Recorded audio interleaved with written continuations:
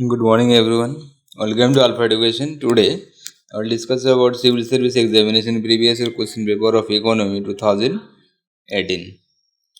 In which the first question is, which one of the following best describe the term merchant discount rate? Merchant discount rate. So, before solving this question, we have to know what is called a merchant discount rate. Merchant discount rate is a fee charged from a merchant by a bank for accepting payments from customers through credit card and debit card in their establishment. What is my point? So, what will be the answer? So, answer C will be the correct option. Okay. Next question. With reference to the Indians, a decision to levy on equalization tax of 6% on the online online advertisement services offered by a non-resident entities. Which one of the following statement is correct?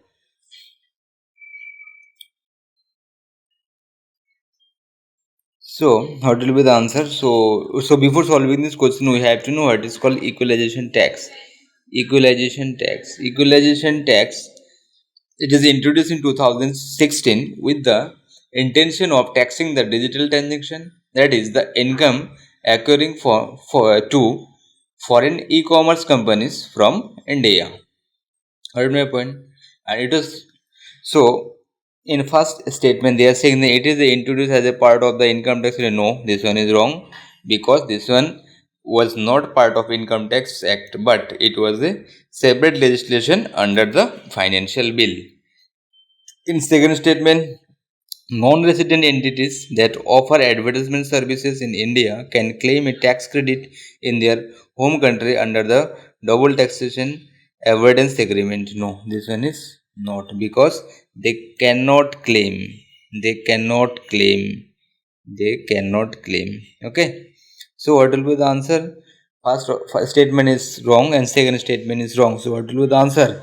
Answer will be D. Neither 1 nor 2. Consider the following statement. And third question, consider the following statement. Fiscal responsibility and the budget management review committee report was recommended a debt to GDP ratio of 60% for the general government by 2020, comprising 40% for the central government and 20% for the state government. Yes, this statement is correct. First statement is correct. And FRMB committee's chairman was N.K. Singh. N.K. Singh was the chairman. Okay. And in second statement, what they are saying, the first statement is correct, and second statement, central government has the domestic liabilities of 21% of the GDP as compared to that of 49% of the state government. No, this statement is wrong because the central government responsibility is 46.1%, 6.1%, and the state government's responsibility is 23.2%. 23.2%. So the second statement is wrong. And in third statement, as per the Constitution of India, it is mandatory for a state to take the central government's consent for raising any loan if the former owes any outstanding liabilities to the latter. So in this statement, the Article 293, Article 293 deal with this. So that is why the statement 3 is correct. Okay. So what will be the answer? So we have seen that first statement is correct, third statement is correct, and second is wrong. So what will be the answer? Answer option will be C. C will be the answer. And in next question, consider the following statement. The quantity of imported edible oil is more than that domestic production of edible oil in the last 5 years. In first statement, they are saying the edible oil is more than imported edible oil is more than the domestic production of edible oil in the last 5 years. So statement 1 is correct. Statement 1 is correct. And in the same statement, they are saying that the government does not impose any custom duty on all the imported edible oil as a special case. No, this statement is wrong. Government of India is impose custom duty on all imported oil. Okay. So what will be the answer? Answer will be A. Next question. Which one of the following link all the ATMs in India? All the ATMs in India. So what will be the answer? This one is the National Payment Corporation of India will be the correct answer. Okay, NPCI will be the answer. In next question, what they are saying? Consider the following statement. In first statement, they are saying the capital adequacy ratio is the amount that bank have to maintain in the form of their own funds to offset any loss that bank incur if the account holder fail to repay dues. And second statement, CAR decided by each individual bank. Okay. So before solving this question, we have to know what is CAR. Okay. It is the ratio of a bank's capital in relation to its risk-weighted assets and current liabilities. Okay. I am repeating again. CAR, it is the ratio of a bank's capital in relation to its risk-weighted assets and current liabilities. This one is the CAR. Okay, and it is decided by central bank. Okay, not individual bank. So second statement is wrong. And first statement is correct. Okay, so what will be the answer? Answer will be A will be the answer. Next statement. Bhim app allow the user to transfer money to anyone without a UPI enabled bank account. And in second statement, while a chip PIN debit card has 4-factor authentication, Bhim app has only 2-factor of authentication. So in second statement, they are saying that while a chip PIN debit card has a 4-factor authentication, 4-factor, three level of authentication is here in Bhim application. In Bhim application, there are three level of authentication. Number one, device ID and the mobile number, and second, bank account which you are linking to this app, and third is UPI pin. Okay, there are three-factor authentication. So this statement is wrong, but in statement they are saying that only 2-factor. Okay, this one is 3-factor authentication system. So and in first statement here, what they are saying, Bhim app allow the user to transfer money to anyone without a with a UPI enabled bank account. Yes, this one is correct. So what will be the answer? Answer will be the A will be the answer. Okay, next question. Which one of the following statement correctly describe the meaning of the legal tender money? Legal tender money. So before solving this question, we have to know what is legal tender. Legal tender money.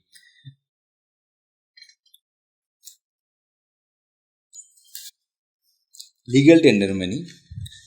To become a legal tender, a given coin and currency must fulfill 2 conditions. What is my point? To become a legal tender, a given coin and currency must fulfill 2 conditions simultaneously.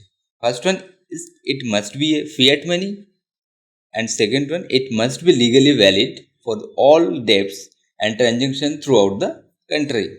Okay, there are 2 conditions have to fulfill to become a coin or currency be a legal tender. First one is must be a fiat money, and it must be legally valid for all debt and transaction throughout the country. Okay, so and so before this, we have to know as what is fiat money. Fiat money, to fulfill the condition of fiat money, we have to maintain the 2 conditions. Must be in the form of coin and currency note, and second, must be issued by the order of a king, queen, or government or central bank. Okay, this one is the condition to be a fiat money. Okay, so there are two things to become a legal tender. We have to fulfill two conditions. It must be a fiat money, and it must be valid for all debt and transaction throughout the country. So in first statement, what they are saying, the money which is tendered in the court of law to defray the fee of legal cases. This one is not. Second statement, the money which a creditor is under the compulsion to accept in settlement of his claim. Yes, this one is correct. This one is correct. Okay. And in third statement, the bank money in the form of the check, draft, bill of exchange, etc. No, this one is not, because uh, because I told you that it must be a form of coin and currency, not check, draft, like that stocks. Okay, so that is a third statement is wrong. And in fourth statement, what they're saying, in fourth statement they are saying that the metallic money in circulation in a country, this one is not correct. Okay, so D is wrong, C is wrong, A is wrong, so what will be the answer? B will be the answer. Next question, if a commodity is provided free to the public by the government, then if a commodity is provided free to the public by the government, then opportunity, and first statement they are saying that the opportunity cost is zero. Opportunity cost is zero. And second statement, opportunity cost is ignored. And in third statement, the opportunity cost is transferred from the consumer of the product to the tax paying public. And in fourth statement, the opportunity cost is transferred from the consumers of the products to the government. So what will be the answer? Answer will be C will be the answer. The opportunity cost is transferred from the consumer of the product to the tax paying public. Okay, so next question. So before leaving going to next question, we have to know what is the opportunity cost. Opportunity cost, here this term is repeating again and again. Opportunity cost. What is opportunity cost? Opportunity cost referred to a benefit. What is my point? Opportunity cost refer to a benefit that a person could have received but give up to take another course of action. This one is called opportunity cost. Okay, so what will be the answer here? So here answer will be C. C will be the answer. Next question, increase in absolute and the per capita real GNP do not connect a higher level of economic development if, okay, so, and if in first statement industrial outputs fail to keep pace with the agriculture output. Number B, agriculture output fail to keep pace with the industrial output. Number 3, poverty and the unemployment increase. Imports go faster than the export. So what will be the answer? Answer will be C will be the best option here. Poverty and unemployment increase. So here what is the actually question?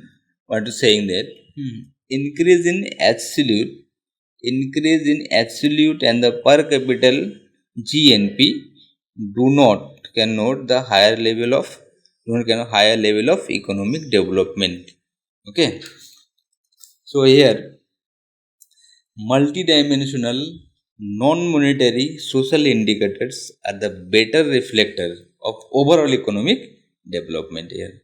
Okay, so here per capita income, GDP, NSDP, per capita income of GNP is reflective of growth of income of the small section of society, not the entire peoples, and that majority of the population is in poverty.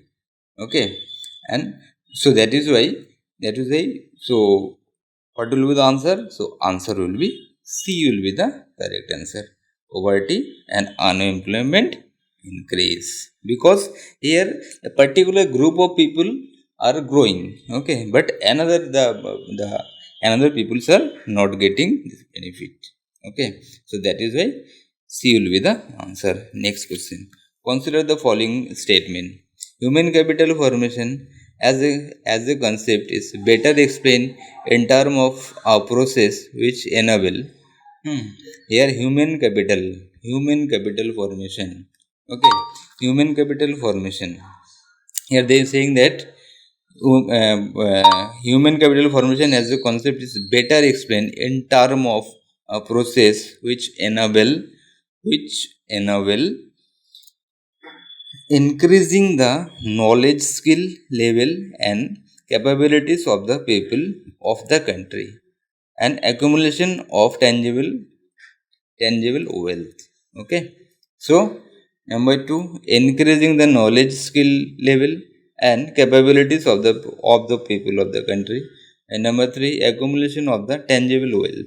Okay, so 2 and 3 is the 2 and 3 here is, I think, 2 no, accumulation of tangible, no, third statement is wrong.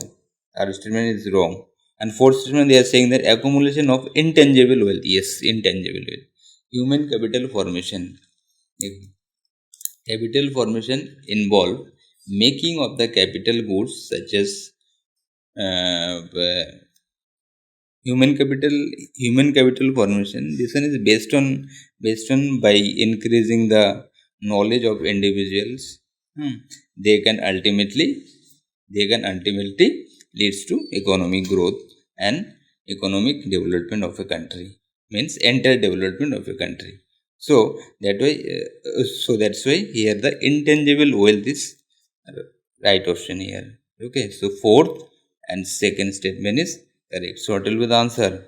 C will be the answer. Next question. Despite being a high saving economy, capital formation may not result in significant increase in output due to, here the question is saying this capital formation may not result in significant increase in output due to what? Due to high capital output ratio. Due to high capital output ratio. Despite being a high saving economy, capital formation may not result in significant increase in output due to high capital output ratio. So, what is the capital output ratio? You have to know that what is the capital output ratio.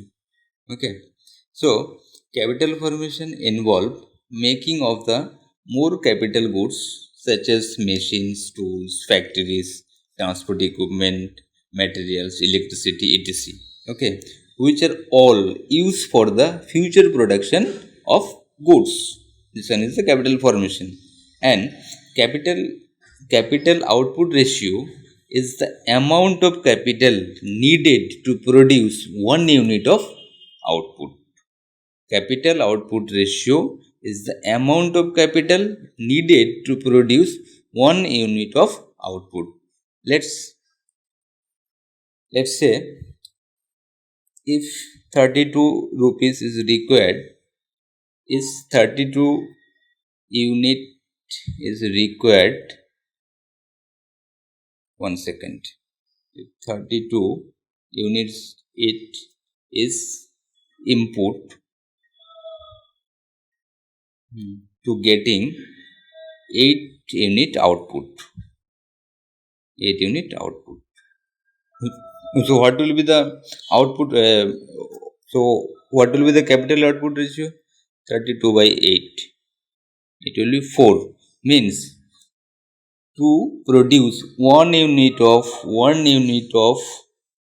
output, you have to use 4 unit of capital, means input. To produce 1 unit of capital or unit, you have to input 4 units of capital or inputs. Okay, so this one is the concept of the capital output ratio. What is my point? Means capital output ratio is the amount of capital needed to produce 1 unit of output. What is my point? So what will be the answer? Answer will be D. D will be the correct answer. Next question. They are saying, with reference to the governments of the public sector banking in India, consider the following statement. Public sector banking, consider the following statement. Capital infusion in the public sector bank by the government of India has steadily increased in the last decade. Okay. They are saying that capital infusion in the public sector bank by the government of India has steadily increased. Steadily increase. Okay. So this one is wrong because this one not steadily increase. Okay. And second statement, to put the public sector bank in order, the merger of the associate bank with the present State Bank of India has been effected. Here this one is the correct, because why? It will be minimize. It will be minimized to merging a bank with another bank. It will minimize the vulnerability of associates bank. What is my point? Vulnerability. It will reduce the vulnerability of other banks. It will improve operational efficiency, improve risk management. So that is why this option is the correct option. So what will be the answer? B will be the answer. Next question. Consider the following items. Cereals, grains, and chicken is cooked, fish processed and canned, and newspaper containing advertisement material. Which one of the above item is exempted under GST? Exempted under GST. So what will be the answer? The answer will be A. Only A will be the answer. Okay. Cereals, grain, oil. This one is the exempted under GST. You have to update each actually GST council is monthly, quarterly, whenever needed. They are updated these things. So you have to update this one each and every time. So what will be the answer? Answer will be A. And next question. India enacted the Geographical Indication of Goods Act 1999 in order to comply with the obligation of what? Obligation of GI. Geographical Indication. Geographical Indication. What is the GI?